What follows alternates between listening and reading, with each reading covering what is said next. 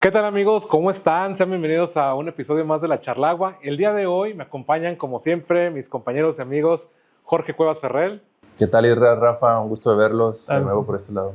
Y Rafael Ochoa. ¿Qué tal Isra? ¿Qué tal Jorge? Amigos. El día de hoy tenemos un capítulo bastante interesante porque todos en nuestras casas jalamos la cadena del baño, abrimos la llave para lavar los trastes, para lavar las manos, la cara, los dientes, pero aquí la duda es ¿a dónde va el agua? Pues bueno, el día de hoy tenemos este tema que es ¿a dónde va el agua? Pero también a mí me da una duda, ¿no? ¿De dónde viene el agua? Creo que aquí tenemos tres puntos importantes que viene siendo el agua potable, el drenaje pluvial y el drenaje sanitario, ¿no es así? Sí, claro. De hecho, son, digamos, las tres redes importantes dentro de este tema de obras hidráulicas. Unas sirven para abastecimiento y otras sirven para desalojar las aguas después de haberlas utilizado. Ok, entrando ya en tema, ¿el agua potable realmente sí es potable? Digamos que es un término que se adjudicó porque en ciertos países realmente sí es potable. A nivel federal se establecen las calidades de agua necesarias para realmente ser potables. Entonces, cuando nosotros las extraemos, tenemos dos fuentes de abastecimiento. Las fuentes superficiales, que son los ríos, lagos, lagunas, y tenemos los abastecimientos de agua subterránea, los famosísimos acuíferos, que luego la gente ahí los confunde con los mantos freáticos, ¿no? Una vez de esto se extrae el agua, tiene que pasar por un proceso para llamarlo agua potable, ¿no? Pero aquí digamos que en Guadalajara, pues el agua potable es la que utilizamos simplemente, como tú lo dijiste al principio, para lavarnos los dientes, para lavar los trastes, lavar la ropa, bajarle al baño, ¿no? Esa es la que nosotros conocemos como agua potable. No tiene la suficiente calidad para realmente ingerirla. Y por ejemplo, ¿en qué varía? Porque yo recuerdo alguna vez llegué a ir a Estados Unidos y ellos toman agua de la llave, ¿no? De hecho, yo les pedí agua y me daban agua de la llave y sentía como que era el perro, ¿no? Así como que, pues esta agua no. ¿En qué es lo que varía? ¿El tipo de infraestructura o...? Pues digamos que sí, es prácticamente la inversión que se le hace al sistema que se le conoce como potabilización o potabilizadoras o plantas potabilizadoras. Realmente le ponen un buen billete, pues para que realmente sea potable, ¿no? Pero no deja de tener como un saborcito ahí como ahí medio raro, ¿no? A mí me ha tocado estar también fuera del país, donde también tú pides en un restaurante agua, lo primero que te llega es agua de la llave, ¿no? Y como tú dices, parece que si fuera el perro, ¿no? Que deja este saborcito, pero obviamente tiene cierta calidad que no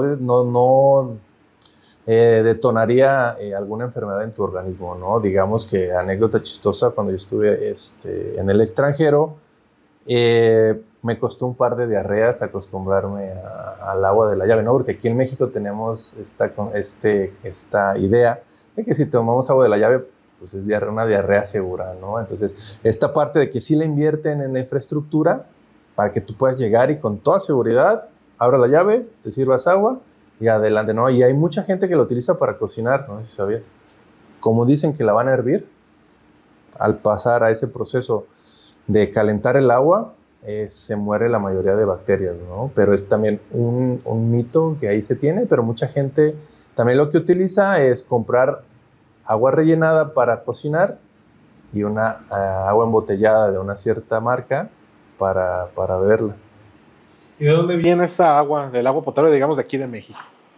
Digamos que de aquí, si hablamos aquí de la ZMG, para hacerlo, digamos, más local, un porcentaje de agua viene del lago de Chapala, ¿no? Por esta infraestructura enorme que extrae el agua, ciertos caudales o ciertos volúmenes de agua, y tenemos cierto porcentaje de agua que se extrae son alrededor de 3 o 4 acuíferos principales aquí en la ZMG, que es donde se abastece el 100% de agua potable.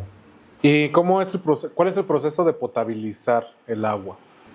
Correcto, mira, ese proceso viene, así como lo menciona mi compañero Jorge, una vez que extraen el agua, ya sea de lo profundo o bien trayéndolo por superficie por medio de acueductos, lo bombean, si es que se tiene que bombear, o bien lo llevan a gravedad hasta tanques de almacenamiento. Esos tanques de almacenamiento o macrotanques es donde se deposita el agua una vez salida del punto A al punto B, ¿sí?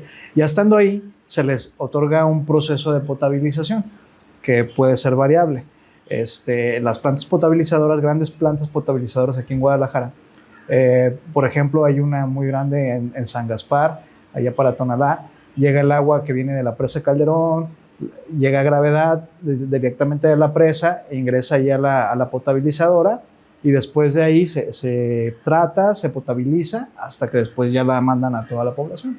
Digamos que, añadiendo un poco a lo que dice Rafa, digamos que no hay un manual de qué procesos tiene que llevar una planta potabilizadora, pero ahora sí depende del presupuesto, ¿no? Tú puedes tener un presupuesto ilimitado y puedes hacer tu potabilización de agua de una calidad, como tú dices, de que prácticamente le puedes poner así la boca en la llave y tomarla directamente en cuanto sale de la potabilizadora, ¿no? Pero digamos que luego el presupuesto es muy ajustado y, como te decía al principio, los organismos operadores tienen como un rango entre qué cantidades de contaminantes puede haber en el agua para que no detone ciertas enfermedades. Tienen que ser procesos biológicos, físicos o químicos o una combinación de ambos. Es prácticamente pasar el agua por filtros y limpiarla lo más posible que se pueda, pero no con la calidad deseada para ser ingerida. ¿Y existe alguna norma aquí en México para dar así que esta agua ya está potable o...? Están las normas que son expedidas a nivel federal por la Semarnat, que es, digamos, el máximo organismo junto con la Conagua a nivel federal, que establecen todas las normas, las NOM que conocemos, y aquí localmente en Jalisco tenemos la Semadet, que es, digamos, que se adapta al entorno local lo que dictan las autoridades federales. Digamos que puede ser toda una lista donde puedes encontrar fósforo, nitratos, algunos metales pesados, etcétera, etcétera, pero viene un rango. Nunca vas a encontrar un agua que realmente esté 0% libre de algún contaminante. Bueno, ahorita se me viene una pregunta. ¿Por qué sale el agua en algunos lugares como verde o café? Ok, mira, eso es una muy buena observación. Aunado a lo que comentabas en un principio de las redes en el extranjero, que sirven como abastecimiento de agua potable o potabilizada, ¿sí? A diferencia de las redes que tenemos aquí, que también se les llaman redes de agua potable, sí hay una diferencia. Y mucho de eso se basa en su construcción. Al momento de que pues se otorgan, ¿sí?, tramos a construir de redes de infraestructura de agua potable, su instalación no es la más adecuada, sino que van dejando puntos bajos que esos terminan haciendo que se sedimenten organismos, ¿sí?, organismos o bien mismas pues basuras, pequeñas partículas que trae el agua y se depositan en esas partes de ahí. Entonces, al momento de que tienes puntos bajos en algunas vialidades y calles, que ahí se conectan con algunas tomas domiciliarias, abren la llave junto a esas redes y termina saliendo ahí el agua sucia.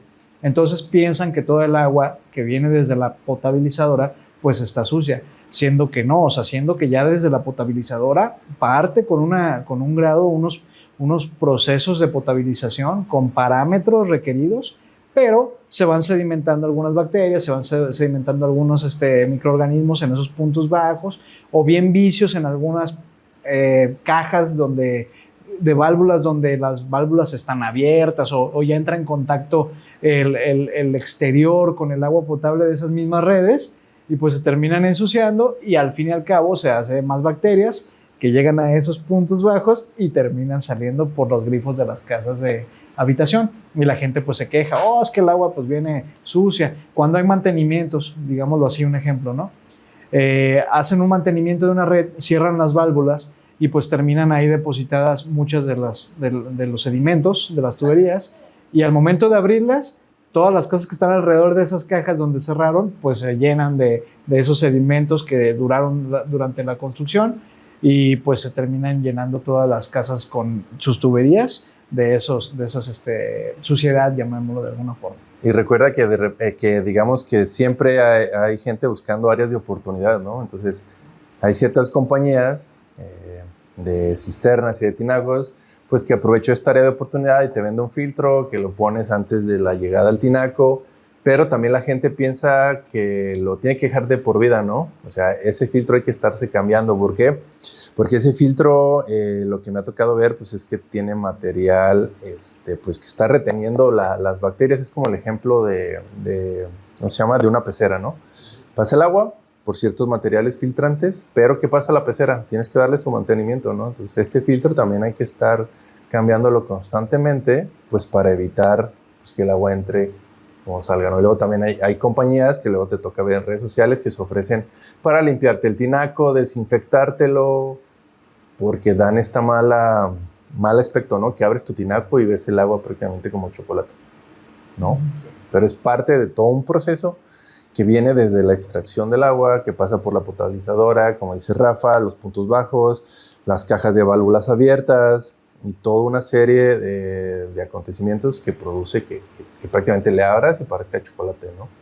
¿Y por qué hay lugares, digámoslo de esta manera, que no tienen el servicio del agua? Hay colonias que sí es muy difícil que tengan el servicio. Digamos que lo que me ha tocado analizar es este crecimiento no planeado de la mancha urbana, ¿no? Entonces, por ejemplo, si tú tienes o empieza una colonia cerca de una línea de agua potable ya existente, el abastecimiento de la red para esa colonia se calcula con la presión existente que trae la red, ¿no? Fácilmente porque, para hacerles de su conocimiento, el agua potable se suministra en la casa de habitación a presión, ¿no? Entonces, esa colonia está diseñada para cierta presión, para mandarle el agua a la casa más alejada o a la casa que sea el punto más alto, ¿no? Y ya esa colonia, pasan los años, llega a otra colonia, ¿no? Y en teoría, esa colonia tendría que conectarse directamente a la red principal que se conectó la colonia pasada. Pero se les hace fácil, o la palabra se nos hizo fácil, se conectan a la red de esta colonia existente. Entonces, ¿qué pasa? La presión ya no es la misma. Entonces, si la nueva colonia, toda la colonia le abriera la llave, esta otra colonia se va quedando sin agua. Y así sucesivamente, llega otra colonia, se conecta a esta, y ahora empieza a dejar sin agua las colonias. Entonces, ¿qué pasa? La última colonia no va a tener ni la presión mínima para que el agua llegue a los hogares. Es el pequeño gran detalle con toda esta urbanización no tan planeada, que luego hemos visto que de repente donde empieza una colonia, pasan los años y ya hay 5, ¿no? Digamos que los que construyen casas, lo que ellos quieren pues, es construir y venderlas, ¿no? Pero digamos que no es la obligación del comprador tener todos estos conocimientos, ¿no? De si tienes agua, si se inunda, si hay drenaje, ¿no? Pero sería bueno que los que venden te dieran todo este tipo de información, ¿no? Pero, pues bueno, es lo que pasa y digamos que se va a seguir viendo en algunas nuevas, digamos, urbanizaciones que luego empiezan a aparecer. Sí, como lo vimos en el tema anterior, también mucho tiene que ver con la capacidad de rellenar los mantos, ¿no? De rellenar los acuíferos por medio de infiltración. Entonces, como la urbe va creciendo y dejas menos infiltración, pues hay menos agua para disponer también a veces en el subsuelo.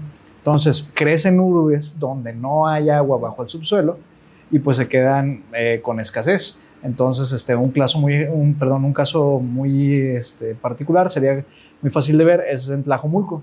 Tlajomulco es una extensión que está creciendo mucho y que no hay tanta agua en esa zona. Entonces, se tiene que considerar pues una dotación no tan grande para la población y poderles suministrar a la mayoría de población que va creciendo por medio de líneas de conducción que van hasta estas poblaciones. Las líneas de conducción son aquellas que llevan agua hasta la urbe, ¿no? O sea, lo tienes en un tanque y a lo mejor lo bombeas o lo llevas con gravedad y llegas hasta esa urbe y les dejas agua potable. Entonces tienes que planear qué tanto va a crecer esa población, pero a veces es desmedido. Entonces, como es desmedido, no puedes darles agua a toda la población. Y esto me imagino que sumándole las fugas, pues Sí, menos, ¿no? Sí, Menos, ¿no? sí, de hecho, no es bien sabido cuánto, hay de fugas, pero se estima que alrededor del 30% del agua se va en fugas. De todo. Sí, digamos que cuando haces un diseño de una red de abastecimiento, hay por ahí uno de los procesos que tienes que agregarle esa agua que se va a perder y la tienes que contemplar en el diseño de toda la red. Digamos que ese es este extra de pérdida de agua que ya está como por de cajón, como dice Rafa, el 30%. Hay luego zonas donde es más, hay otras donde te le bajan un poquito, pero siempre tienes que agregarle ese porcentaje de pérdida de agua, ¿no? Por fugas. Imagino que es el caso como de Zacatecas, ¿no? Que Zacatecas Capital tiene agua creo que si no me equivoco, los martes, jueves y sábados. Todos los demás días les cortan el suministro de agua porque el agua viene desde Fresnillo, que viene, creo que desde, no es cierto, viene de más abajo porque Zacatecas está más arriba. Pues digamos que hacen esta planificación de tandeos pues, para no quedarse sin agua en algún momento, ¿no? Digamos que son como programas pues ya establecidos por las ciudades y es como de, bueno, si tú llegas a Zacatecas con el entendido pues de que vas a tener agua ciertos días, o es como en la Ciudad de México, que tienen el famosísimo No Circula, en esta parte de ayudar un poco al medio ambiente, ¿no? Luego hemos visto que aquí luego han querido implementar esa parte del No Circula para apoyar al medio ambiente, pero pues, cada ciudad adapta, digamos, se adapta a sus condiciones, ¿no? Sí. Es también como León, también en la parte del agua, ¿no? Que ahorita están ahí batallándole de dónde suministrar agua, porque no tienen grandes cuerpos de agua de dónde abastecerse. Sí, un claro ejemplo es lo que acaba de suceder en esta semana. La presidenta Claudia Sheinbaum hace un llamado a hacer un balance hídrico en toda la República Mexicana para poder dotar de agua a las poblaciones que no tienen. Eso es lo que ella ahorita tiene planeado y pues eso va a requerir un estudio muy complejo de cuánta agua es la que se necesita, la que se gasta de más, las pérdidas que se tienen y lo que vamos a alcanzar a dotar, ¿no? Porque al fin y al cabo, pues el agua, pues en algunas zonas no es tan abundante, como lo dice Jorge, como en otras. ¿Y qué tan bueno es dejar este tipo de proyectos a los que hacen este tipo de propuestas no tan buenas?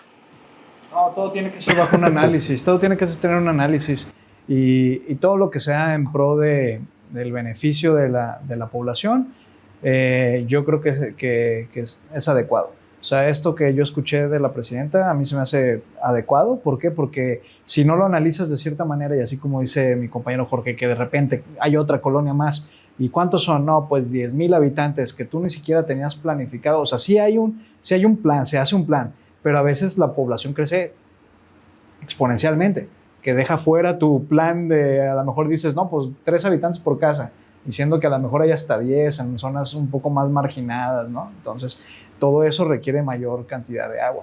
Y es lo que está pasando, por ejemplo, que ahora no se han escuchado, que dicen que Guadalajara está volviendo la nueva Ciudad de México, porque Guadalajara en sí, pues acuérdense que ya quedó limitada por los demás municipios. Entonces, ¿hacia dónde está creciendo Guadalajara? Está creciendo verticalmente. Entonces, no sé si han observado casas viejas del centro que esperan que se caigan y de repente un edificio, ¿no? Y el claro ejemplo, como estamos diciendo, de esta no planeada urbanización, una casa habitación que estaba destinada para 5 o 6 personas, una dotación, ¿no? Ahora imagínate que sea un edificio de 5 pisos, de 2 departamentos por piso, de 4 personas por departamento, que le jalen al agua a todos, que se vayan todos, pues toda la colonia se va a ver limitada. Porque ¿qué hace las bombas de agua? Pues succionan, ¿no? Entonces todos los demás se van a ver afectados. Y está pasando en el primer cuadro de Guadalajara, más alejado ahí por la Calzada de Independencia, todo este parque del Parque Morelos, que están haciendo las edificaciones. Ya todo el centro de la ciudad se está volviendo mucha vivienda vertical, porque Guadalajara ya no tiene prácticamente a dónde irse, ¿no? También, por ejemplo, lo que es sobre la de Ávila Camacho, cuando está Plaza Patria y Marejeo, todo ya va para arriba. Todo sí, digo que ayuda mucho en que pues si tú tienes una vivienda por ahí, pues se encarece el precio, ¿no? Pero ¿qué pasa con los locales? Pues tenemos esta otra cosa de la gentrificación, ¿no? De gente que realmente tiene la capacidad económica de adquirir una vivienda, pues desplaza a todos los locales, ¿no? Es el tema que se ha venido manejando desde unos años en la parte de toda esta zona de Chapultepec, ¿no? La famosísima zona rosa, que no se acuerdan, pues que anteriormente todo el mundo quería vivir ahí, ¿no? Digo, ya ahorita no he escuchado quién quiera vivir ahí, sino que ahora he escuchado que ya nadie quiere vivir ahí. Una por los precios, ¿no? Y otra porque los renteros no te rentan si no eres extranjero.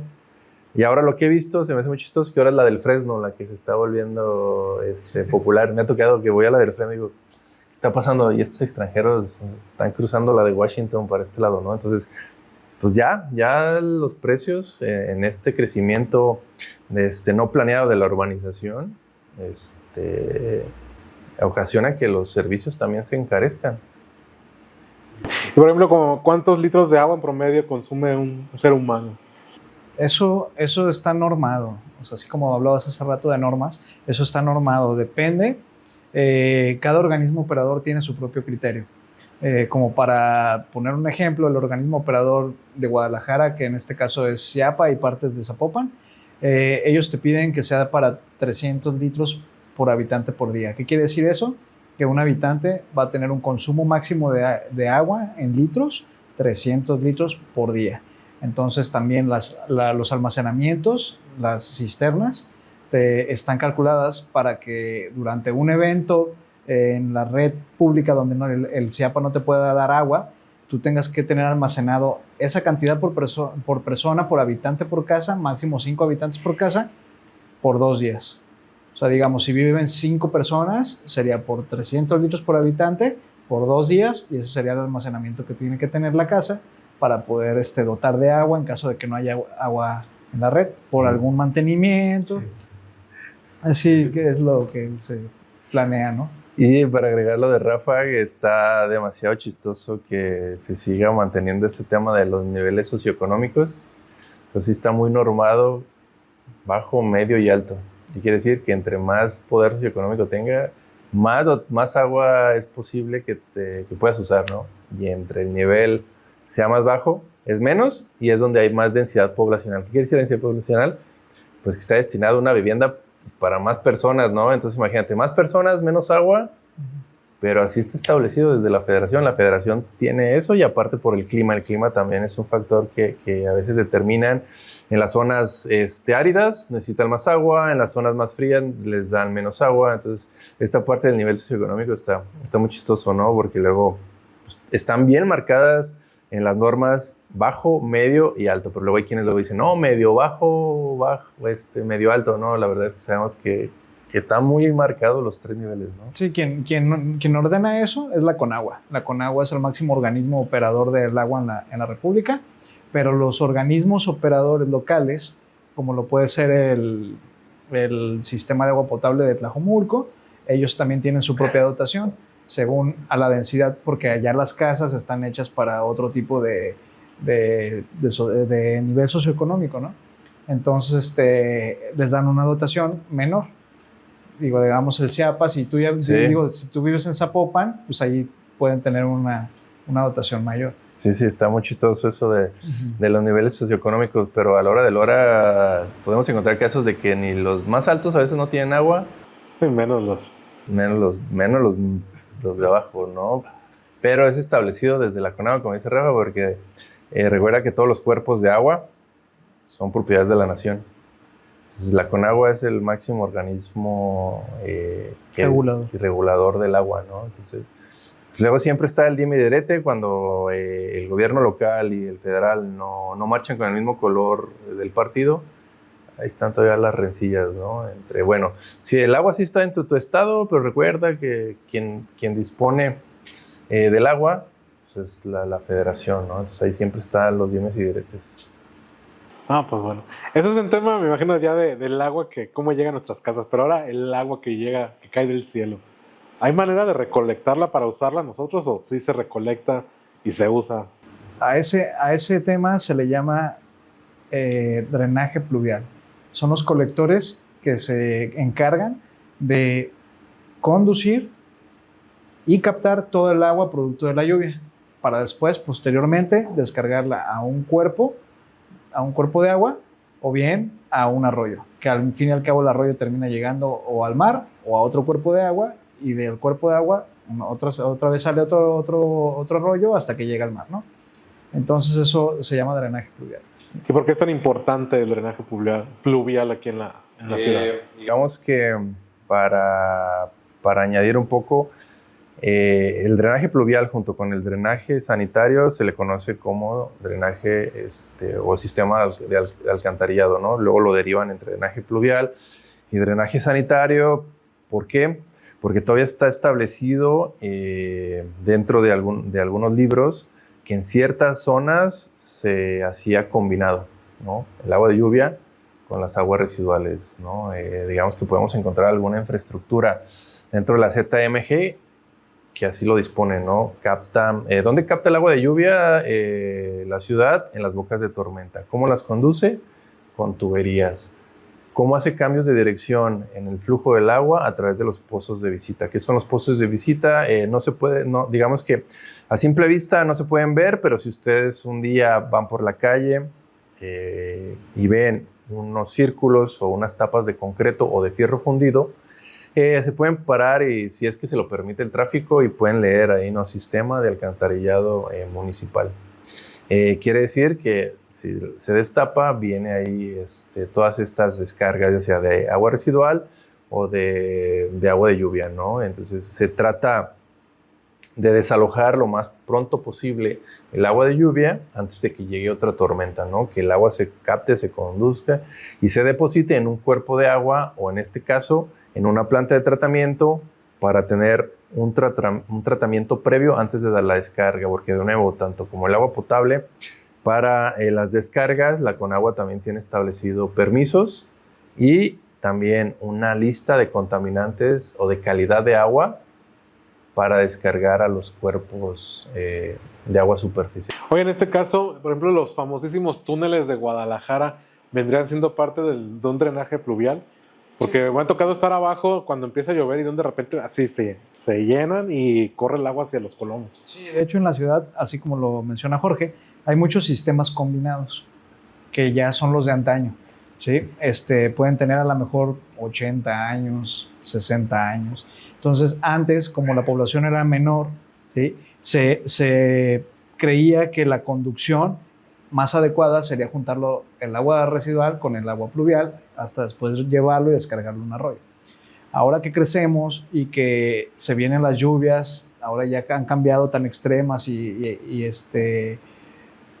han hecho que los colectores se vean rebasados en su capacidad, pues ahora ya es complejo tener las aguas mezcladas del drenaje sanitario con drenaje pluvial. ¿Por qué? Porque pues ya esos tubos ya se quedan cortos en diámetro y terminan pues llenándose muy rápido durante las lluvias. Digamos que el drenaje pluvial es bastante importante pues para desalojar las aguas de lluvia y evitar las inundaciones, ¿no? Digamos que es la pronta respuesta a las inundaciones, el drenaje pluvial, ¿no?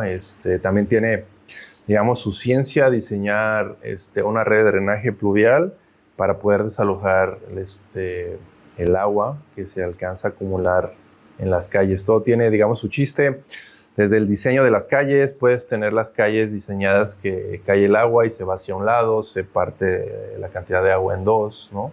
Entonces, todo sumado tiene que ver, tiene una gran importancia en el diseño también de las redes de drenaje pluvial.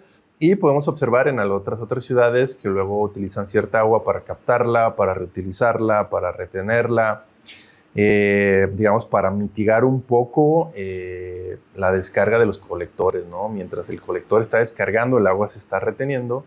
Y podemos observar, hay ciertos ejemplos, si ustedes le ponen infraestructura verde e infraestructura azul, pues son infraestructuras que conviven tanto con el medio ambiente, con el agua de lluvia, ¿no? Entonces, tú puedes observar y puedes decir, pues eso es un skate park, es un parque como el que tenemos cerca aquí de Circunvalación, que es el famosísimo Parque Hundido, ¿no? Que puede servir a simple vista de un parque recreacional, pero en una creciente de un agua lo puedes observar hasta el tope de agua, ¿no? Pero sirve para desfogar la descarga y esta parte lo retiene, lo contiene. Pero digamos que tiene su importancia para esta parte de las aguas, de desalojar las aguas de lluvia. Es importante también saber que ahora ya en la actualidad ya no es factible mezclar las aguas. Así como te lo comentaba hace rato, pues antes los colectores llevaban ambas y hoy en día está prohibido por la Conagua hacer la mezcla de los drenajes. Uno tiene que ser drenaje pluvial y el otro tiene que ser drenaje sanitario. Cada uno por su propio colector, uno a la descarga y el otro a ser tratado. Aunque suene chistoso, luego, aunque tú los separes, luego terminan juntándose. Exactamente. Pues es como el canal de aquí de Patria, ¿no? Que está el pluvial, el canal, y viene el desagüe sanitario. Ese estaba combinado y ya hicieron algo ahí para poder separar las aguas por otro colector. Sí, si tú te paras ahí en Federalismo y Patria y volteas hacia el Peri, tenemos el mercado de Atema Houston y ves el canal, y si lo ves a ambas márgenes, ahí vienen los colectores de drenaje sanitario por ambas márgenes. Y ya no se percibe el olor tan conocido del drenaje, de las descargas de drenaje sanitario. Sí, sería complejo como realmente saber qué tanto está mezclado y qué tanto no. Pero todos los fraccionamientos nuevos, donde ya se hacen urbes grandes o pequeñas comunidades, llamándolo así, lejos de la zona metropolitana de Guadalajara, ahí ya se les pide que cada drenaje vaya por aparte, el drenaje pluvial y el drenaje sanitario, para después tratar el agua residual y poderla utilizar o para riego o bien ya mandarla al arroyo bajo alguna norma, también midiendo sus parámetros de contaminantes. Oye, por ejemplo, aquí ya en este punto, ¿para qué sirve entonces también un canal? Eso es parte del drenaje pluvial. Son medios de conducción, son medios de canalización, así que valga la redundancia. Unos pueden ser por abajo del rodamiento de la vialidad y otros pueden ser de manera superficial. Depende del proyecto, de cómo lo necesites. Hay veces que tienes que ir de manera muy profunda, ¿sí? Por la cantidad de agua, por los cruces con infraestructura, porque son puentes X o Y, o sea que se tiene que analizar en cada proyecto en particular. Pero los canales algunas veces sirven porque como van en la parte superior y está el rodamiento directo, pues luego le puede caer el agua y toda su longitud pues sirve para estar acumulando el agua. En cambio, los colectores no. Los colectores tienen unas estructuras especiales para captación que se les llama bocas de tormenta. Mucha gente las conoce como alcantarillas. En la hidráulica, la alcantarilla es otra cosa, pero bien se entiende que se llaman, o le llaman más bien a las alcantarillas, a las bocas de tormenta alcantarillas. Sí, esas bocas de tormenta pues están distribuidas a mayor longitud y hacen que mucha agua también, casi a todas las bocas de tormenta de cualquier estilo, termina pasándosele un poquito de agua y termina llegando el agua a la siguiente estructura de captación. En cambio, los canales no, los canales pues se les puede hacer descarga directa, ir acumulando su agua, llevarla hasta el arroyo y descargar. En este caso, por ejemplo, cuando hay mucha basura en las bocas de tormentas, ¿para dónde va el agua? ¿Se tapa y qué hace? Sí, cuando es eso, se tapa y lo que termina haciendo es que pues se llena de agua y entre más sea el agua sobre la superficie, mayor es la cantidad de presión que se ejerce hasta el punto más bajo donde se está captando el agua. O sea, ¿qué te doy a entender con eso? Es como el colector que estaba ahí en Las Rosas, que es una sección herradura de mampostería. Y al momento de que fueron construyendo en López Mateos y hacia arriba, Bugambilias y todo, pues la gente construye y termina lloviendo. Y si están tapadas esas bocas de tormenta o alcantarillas, estructuras de captación, se empieza a subir el agua, subir, y el colector que va pasando por ahí empieza a trabajar con presión en otros puntos, porque el agua está arriba. Entonces, hace que las estructuras puedan llegar hasta fallar, como pasó ahí en Las Rosas. Sí, no sé si también hay otro ejemplo muy particular. Si tú vienes del sur al norte por López Mateos y cruzas Avenida México, en el muro de contención viene otro colector. También trabaja a presión porque ya viene a su máxima capacidad, entonces cuando llueve, luego si te asomas por Avenida México, el agua sale como un geyser. Digamos que lo hicieron así para liberar presión por esa estructura, porque imagínate que reviente el muro de contención en López Mateos abajo de Avenida México, sería, digamos, una afectación mayor, que el agua sale, pero libera presión. Libera presión, pero se inunda la Avenida México. No sé si te acuerdas, Rafa, cuando estábamos ahí trabajando juntos, en Avenida México, que se inundó el gimnasio y todo el gimnasio que estaba por Avenida México, a 2 cuadras de López Mateos, hasta el tope de agua. ¿Pero por qué? Porque pues, el agua salía así como un geyser. Y es la que venía por López Mateos, no es la que bajaba por Avenida México, ¿no? Y el gimnasio estaba hasta el tope de agua. Un claro ejemplo muy similar a ese es en el cruce de Jesús García y la calle que da hacia la Cruz Verde. En esa calle en particular, en donde está el parque... Voy por el Acuario Michín. Ahí por el Acuario Michín. Ahí hay un pozo de visita que diario que llueve se hace un geyser. ¿Y eso es por qué? Porque como están mezclados los colectores sanitario y pluvial, al momento de que empieza a agarrar presión hacia aguas arriba de las calles del centro, empieza a generarle presión al colector y ahí sale toda la presión. Y ya va pasando la lluvia y disminuye. Luego te dicen que lo diseñaron así, ¿no? Para evitar un daño mayor, pero que sí está diseñado. Y todo. Sí, se le bota la tapa y empieza a entrar. Por eso vemos los geysers cuando llueve, que es de repente que ves. Porque es tienen presión. Exactamente.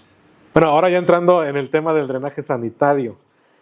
Este tema a mí me causa como que un poquito de, digámosle, controversia, porque más que nada por todas las leyendas urbanas que hay, ¿no? Que la gente, porque todo el mundo piensa que el drenaje sanitario va pegado casi al agua potable, ¿no?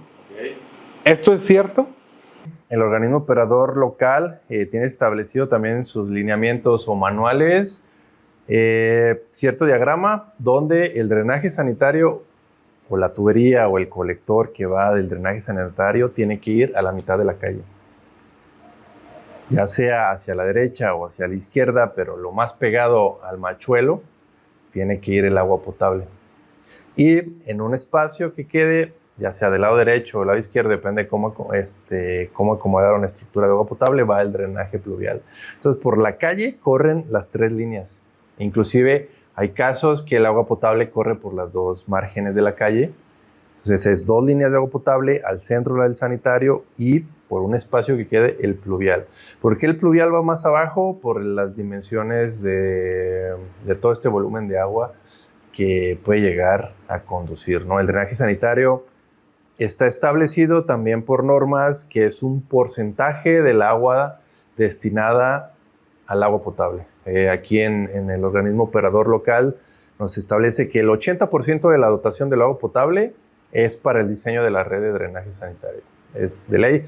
Quizás algunos otros estados tienen un poquito más, un poquito menos. La Conagua tiene establecido que es entre el 0.50 o el 0.90 y ya cada estado adapta. Pero aquí se diseña con el 80% de la dotación destinada para el agua potable.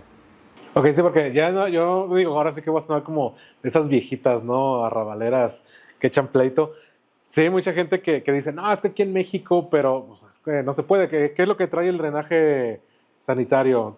Pues trae heces fecales, me imagino. ¿Qué más? Jabón, detergente. Digamos que así como de repente confundimos bocas de tormenta con alcantarillas en el agua, en el drenaje sanitario, también usamos el mal término de aguas negras, ¿no? El término idóneo es aguas residuales. Tenemos ciertas, la clasifican las aguas residuales como industrial. Tenemos agua, digamos, doméstica comercial. Y lo comercial, ¿no? Entonces, prácticamente, ¿qué se puede generar en las casas? Heces fecales, ¿no? Materia orgánica, aceites y grasas. Dentro de una casa tú puedes clasificar aguas grises y aguas residuales. Las aguas grises son las de la regadera, la de lavamanos y la de la lavadora. ¿Por qué? Porque se tiene el entendido que esa simplemente tiene grasas y aceites corporales, ¿no? Y todas las demás que tienen materia orgánica y heces fecales son las aguas residuales.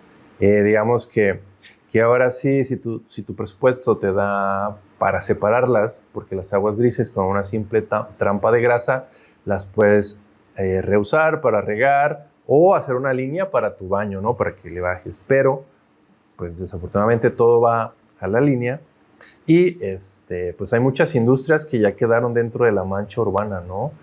Somos mucho de empleos comercio informal, donde también todo lo descargamos a las líneas. ¿Qué podemos encontrar? Fósforos, nitratos, nitritos, heces fecales, sólidos suspendidos, DBO y DQO, que es la demanda bioquímica de oxígeno, demanda química de oxígeno, oxígeno dentro del agua y lo más importante, los metales pesados. Los metales pesados son residuos o provenientes de toda la industria, ¿no? La industria en sus procesos, ya sea de enfriamiento, ya sea de refrigeración, ya sea de producción de alimento, descargan metales pesados. ¿Cuál es el problema con los metales pesados? Que si tu zona es simplemente habitacional y tienes una planta de tratamiento destinada para tratar el agua de uso doméstico, pues los metales pesados van a entrar como si nada y van a salir igual, ¿no? Oigan, entonces, ¿el agua del río Santiago viene siendo agua gris o residual o combinado y con agua amarilla? Sí, eso es muy curioso porque mucha gente debería de entender cómo es que llega el agua residual al río. O sea, hay muchas industrias que no están sometidas a verificaciones. Entonces lo hacen por abajo del agua y descargan el agua directamente al arroyo, al río, y eso termina contaminando. Un caso así muy particular que podemos hacer referencia es como en Juanacatlán. Allá en Juanacatlán, parte de toda, donde está el puente, todo eso de ahí ya viene con agua muy contaminada, porque son todas las empresas que están de aquel lado del Salto que están descargando sus aguas residuales y termina contaminando el río. Digo, parte también de la población que hace llegar sus aguas residuales contaminadas también al arroyo. Y aparte el río viene desde el Estado de México, entonces imagínate, pasa por ciertos estados, si no hay acciones continuas entre todos estos estados, pues ¿qué le entregamos nosotros al siguiente estado? Prácticamente pues ya un agua demasiado contaminada que va directo al Pacífico. Yo tengo ahí una vivencia un poco chistosa ahí ahí en Juanacatlán. Un día que estaba explorando, ya ves que está cayendo la cascada y pues obviamente la brisa, ¿no? Yo ese día no traía ni cubrebocas y me estaba cayendo brisa en la cara, literal, de ahí del río, y me cayó en la boca. Y yo sentí como que traía pegamento, güey. O sea, literal, haz de cuenta que traía pegamento. Me lavé la boca con pasta. Ya estaba a punto hasta de echarme jabón, güey. O sea, porque yo decía, pues, ¿cómo es? Después de como unas 3 horas se me quitó esa sensación, pero empecé con una diarrea, güey, que me duró como 2 meses, güey. O sea, horrible, horrible. Yo creo que bajé como unos 2-3 kilos, güey, de pura diarrea. Pero mal. Y tuve que ir al doctor y sí, traía una bacteria. Y yo creo que fue algo que ahí detonó, ¿no? Ahora no me imagino, ahora la gente que vive ahí alrededor del río, pues todas las enfermedades que pueden tener, ¿no? Sí, es muy constante ahí que todos tengan enfermedades directas o indirectas de estar respirando las bacterias que están flotando, o viene el agua contaminada que a lo mejor hasta uno, no lo dudes, que extraen agua para consumo. Sí, pues no se acuerdan de la noticia. Ya hace mucho que un niño se cayó al río Santiago y se enfermó. Bueno, no se enfermó, sino que pasó más allá de eso. Y pues fue todo un tema político de que si realmente la contaminación del río era el que había afectado, ¿no? Los contaminantes, o cuál fue el factor que detonara pues lo que pasó después del accidente, ¿no? Entonces, cada año se conmemora o se recuerda ese accidente porque el niño cayó dentro del río Santiago, ¿no? Porque, como lo decíamos, hay tantos contaminantes y como el agua es el primer conductor de las reacciones químicas, pues imagínate todas las industrias descargando, el agua empieza a hacer reacciones químicas y no sabemos realmente qué pasa si esta industria textilera ¿Qué pasa si esta industria siderúrgica, farmacéutica y se combina todo en el río y llega a nuestro organismo? Pues lo mínimo es una diarrea, ¿no? Como tú ya lo viviste, pero eso es lo mínimo. De ahí a que te puede dar hepatitis. Te puede detonar alguna otra enfermedad que no sabías que tú tenías, que no sabes ni siquiera por qué, pero es porque, bueno, si paso todos los días por el puente de Juanacatlán, todos los días estoy respirando contaminantes volátiles. ¿No? ¿Por qué volátiles? Porque suben a la atmósfera y no los percibimos a simple vista. Entonces los estamos ingiriendo y detonantes de muchísimas enfermedades. ¿Y ahí cómo le podemos exigir a las autoridades un mejor manejo del agua ahí en esa zona, por ejemplo? Se tienen que hacer planes maestros muy complejos que involucran mucho dinero para hacer un saneamiento pues, total. Se debe de tener algún tipo de proyecto ya en los organismos operadores para mejorar la calidad pues, de las descargas. Primero, es importante a lo mejor irte desde la raíz, ¿no? O sea, ¿cómo atacas un problema desde la raíz? Irte desde los locales, comerciales, desde las viviendas, todo, el manejo del agua, para que ya cuando llegue al río, pues no esté tan contaminado o contaminado, ¿no? O sea, tratar de hacerlo lo mejor posible. Que ya cuando el río ya esté completamente contaminado y viene una cantidad enorme de agua y que tienes que hacer un saneamiento. Que obviamente eso se eleva el costo mucho más que si lo haces de manera puntual y tomas medidas. Entonces yo creo que hay que exhortar pues, a todos los empresarios y a la población en general pues, de que hay que hacer un buen manejo pues, de las aguas, ¿no? En lo que nos pueda alcanzar o en lo que nos pueda tocar a nosotros como población, alcanzar digo, a los locatarios y a los industriales en sanear sus aguas para poder después enviarlas al río como lo marcan las normas de saneamiento. Digamos que en la administración pasada que tuvimos ya tenían identificadas todas estas industrias con nombre que descargaban directamente al río y que no pasaban por ese proceso de tratamiento, ¿no? Porque toda industria está obligada a tratar su agua antes de descargarse, ¿no? Pero bueno, si luego buscamos ahí el hilo negro, pues descubrimos que luego omiten ciertos pasos o ciertas ¿cómo se llama? Acciones que se tienen que realizar, ¿no? Y el problema es que cuando el gobierno local no es partidario del mismo color que está en la federación, pues ahí se vuelve también un problema político, ¿no? Pero lo que sí puntos a favor en esta administración, pues que nuestra presidenta ya organizó un grupo o de un equipo de trabajo destinado al saneamiento del río Santiago, que es parte desde el Estado de México, luego pasa por Toluca, luego pasa por, ¿qué más tenemos?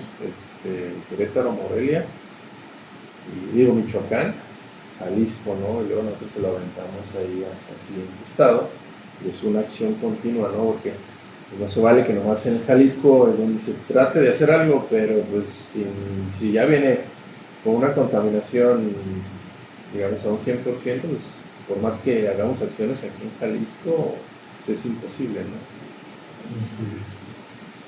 Y pues bueno, yo creo que ahí sería bueno ir a hacer una exploración, ¿no? Algún día. Claro que sí, hay que ir para allá. Para que llevarnos cubrebocas, ¿no? Todos con cubrebocas y vamos para allá para que la gente se entere cómo es que llega, funciona, si hay oportunidad de ver algún tipo de descarga, si hay que ver cómo continúa el río hacia abajo. Vemos la cascada ahí, pues. La cascada hermosa ahí para que la gente la... De hecho, ahí hay un miradorcito, ahí podemos hacer... Próximamente tengan por hecho que nos damos una vuelta para que lo conozcan. Ok, pues bueno, conclusiones de este tema, ¿cuáles serían? Pues digamos que es parte importante de que la gente conozca este tipo de infraestructura, claro, así como Rafa, y hemos estado en esta parte por un largo periodo, en esta parte de la ingeniería que la gente no ve, ¿no? Entonces, es muy importante que la gente conozca de dónde viene el agua, hasta sus casas, qué pasa con el agua de lluvia y qué pasa una vez que le bajamos al baño, ¿no? Digamos que lo más fácil en la ingeniería es ver edificios, ver puentes, ver líneas del tren ligero, pero esta otra parte de la ingeniería que la conocemos como la hidráulica, a veces se le menosprecia, ¿no? Pero tiene una gran importancia en el manejo del recurso tan famoso o tan importante que es el agua, ¿no? Entonces, esa conclusión dejo que también es parte importante de la ingeniería, la hidráulica. Digamos que luego se le hace ahí el feo porque es infraestructura que no se ve, ¿no? ¿Tú qué prefieres ver? No voy a menospreciar el alumbrado público, la habilitación de parques y jardines, ¿no? La repavimentación de calles, pero son obras que tú puedes decir, bueno, sí se está invirtiendo el dinero. Y las otras que no se ven, pues prácticamente, digamos que no le dan tanta importancia o la importancia que realmente tiene esta parte. De manera general estamos tocando lo que vienen siendo las redes, así como lo dijiste en un inicio, las redes principales de infraestructura, que es drenaje pluvial, agua potable y drenaje sanitario. Pero estas mismas redes tienen mucho de qué hablar y poco a poco vamos a desarrollar temas muy puntuales acerca de cada una de ellas. Esta es una introducción general a las redes hidráulicas. Poco a poco vamos a desarrollarles temas para que la gente conozca, como dice Jorge, lo que está detrás de lo que no se ve de un tema tan importante como es el agua. Okay. Bueno, no me queda más que agradecerles a toda la gente que estuvo con nosotros hasta el final del programa. Estuvieron con nosotros el ingeniero arquitecto Rafael Ochoa y el maestro en ingeniero Jorge Cuevas Ferrell. Y mi nombre es Israel Amador.